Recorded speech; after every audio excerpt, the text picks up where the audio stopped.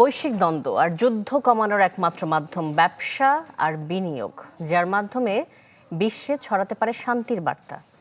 Saudi আরবের রিয়াদে future investment initiative সম্মেলনে এসব বলেন বিশেষজ্ঞরা। 4 দিনের সম্মেলন শেষে $1,000 বিলিয়ন চুক্তির সম্ভাবনা দেখছে এফআইআই। সৌদি আরব থেকে নাফিউল ইসলাম লিংকনের রিপোর্ট দেখুন। ঢালাইয়ে দৃঢ়তা, নির্মাণে নিশ্চয়তা, প্রিমিয়ার সিমেন্ট, ঢালাইয়ের রাজা।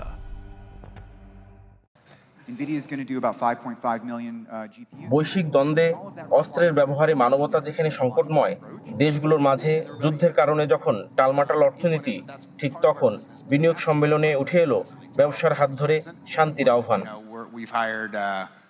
অন্যতম বিনিয়োগ সম্মেলন ফিউচার ইনভেস্টমেন্ট ইনিশিয়েটিভের 3য় দিনে উঠে এলো এমন বার্তা, যেখানে রাশিয়া ইউক্রেন সহ দেশগুলোর মাঝে যুদ্ধ বন্ধের একমাত্র মাধ্যম বলা হচ্ছে দেশগুলোর ব্যবসার সম্প্রসারণ। You're going to see highs and lows. You have to have the belief in this industry that it makes highs and lows, but it makes higher highs and higher lows. And if you get worried every time there's a bump, this is not the place for you, whether you're in airlines as our colleagues before or whether you're in hospitality. শুধুমাত্র হানাহানি নয়, এতে বিশ্ব চরম সংকট মুহূর্তে পড়বে বলে মনে করেন বক্তারা।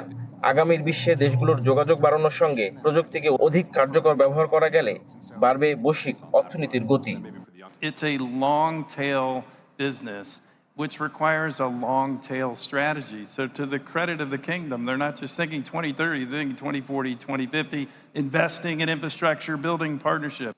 3য় দিনের সম্মেলন শেষে উঠে আসে দেশগুলোর নানা খাতে কয়েকশো বিলিয়ন ডলারের চুক্তির কথা।